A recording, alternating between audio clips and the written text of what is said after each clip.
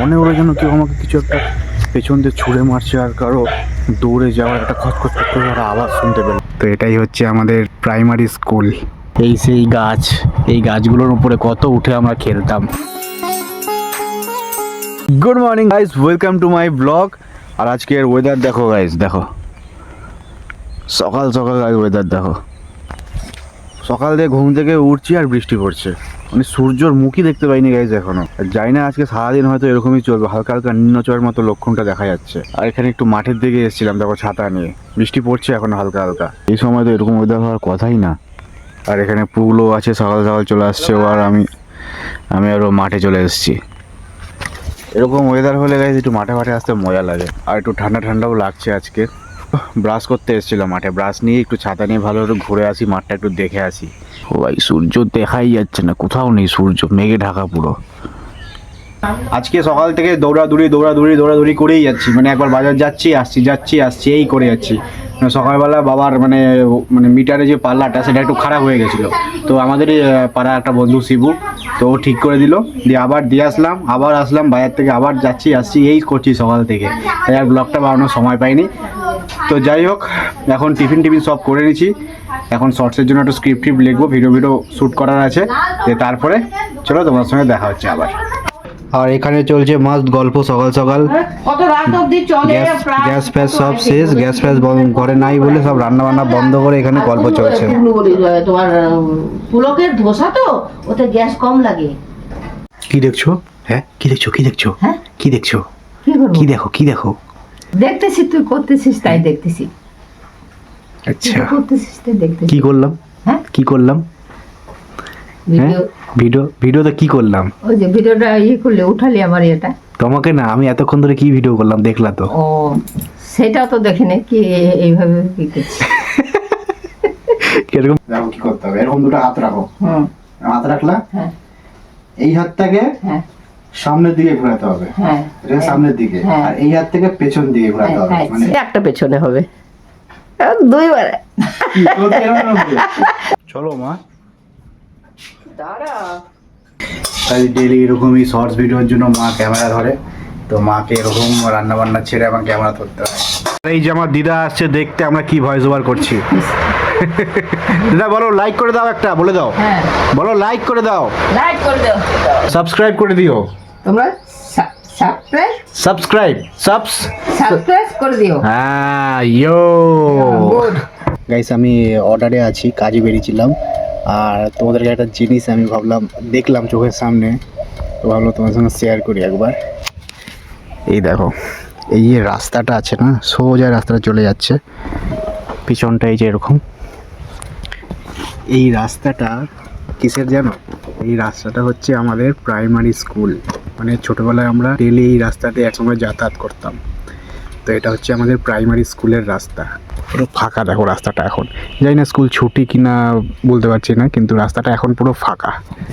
তো এই রাস্তাতেই আমরা আমার মানে দিদিরা বলো বা আমাদের কয়েকজন বন্ধু বান্ধব সবাই আমরা সাইকেল নিয়ে বা বাবার সাথে আমরা এই রোড ধরেই যেতাম। তো অনেক দিন পর, বহু বছর পর, প্রায় 7-8 বছর তাও হবে, বেশি হবে হয়তো আরও, এত বছর পরে এই রাস্তাটা এলাম। মানে এইদিকে আইটিতে আমি সবসময় থাকি, কিন্তু এই রোডটাতে আসা হয় না। রোডটা যে এখনও এরকম আছে আমি ভাবতে পারছি না। এই যে একটা নস্টালজিয়া কাজ করছে ছোটোবেলার। এই দেখো, এটা হচ্ছে আমাদের এই যে হিজলি জুনিয়র বেসিক স্কুল লেখা আছে, তো এটাই হচ্ছে আমাদের প্রাইমারি স্কুল। এটা হচ্ছে গেট, এই গেট ছিল না গাইস, এটা নতুন করা হয়েছে হয়তো, বাট এই গেট ছিল না। এটা আমাদের সময় এগুলো আলাদা অন্যরকম একটা গেট, ছোটোখাটো একটা গেট ছিল। আর এই যে পাঁচিলটা তোমরা দেখতে পাচ্ছ, এই পাঁচিলটা কিন্তু এত হাইটে ছিল না, আমরা যখন পড়তাম তখন এর হাফ ছিল। আর আমরা এই পাঁচিলে উঠে সবসময় টিফিন খেতাম, ওই মাঠে যেতাম, ওই পাশে আছে আমাদের হাই স্কুলের মাঠ, তো ওই মাঠে যেতাম, এই পাঁচিলে উঠে বসে থাকতাম।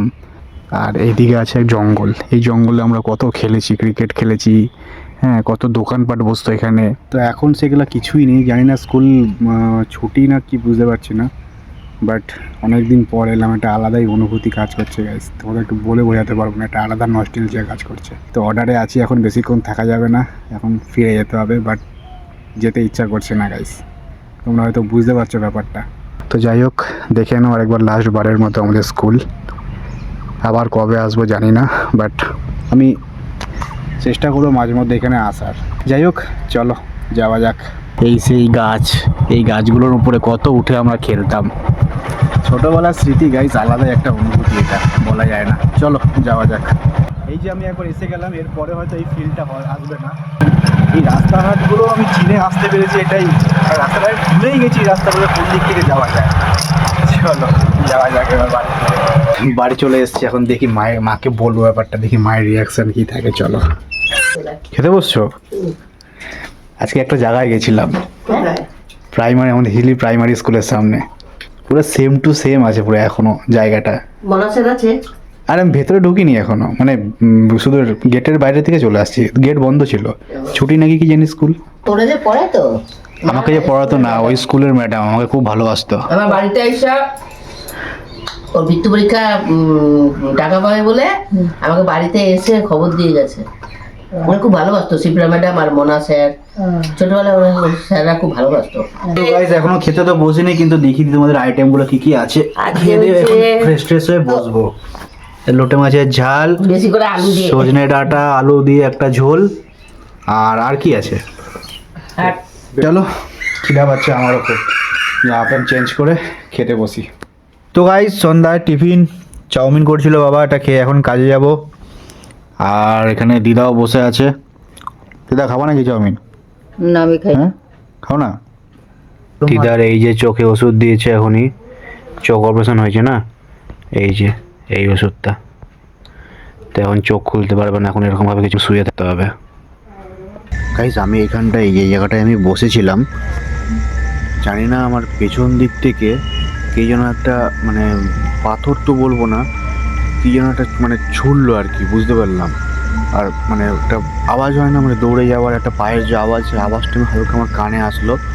জানি না, আমি একদম শিওর তো না, বাট মনে হলো যেন কেউ একটা দৌড়ে যাচ্ছে আর আমার পেছন দিক চলে ছুঁড়ে মারছে।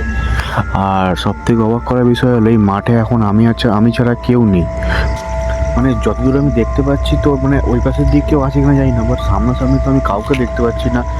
আমি মাঠের ওই পাশটা গিয়েও দেখে আসলাম, বাট কাউকে দেখতে পাচ্ছি না। বাট চলো আরেকবার আমি গিয়ে দেখবো চেক করে। বাট জানি না কে পিছন দিক দিয়ে মারলো, তো চলো একবার যাওয়া যাক মাঠের পাশে। সত্যি কথা বলতে গেলে আমার একটুখানি হাঁটছে, সত্যি বলতে। এদিকে ওখানে কুকুরগুলো চিল্লাচ্ছে, কনস্ট্যান্ট কুকুরগুলো চিল্লে যাচ্ছে ওখান থেকে, জানি না কেন, কোনো রিজন নেই, কিছু নেই, চিল্লে যাচ্ছে। এই মাটির এই পাশ থেকে কেউ তো নেই।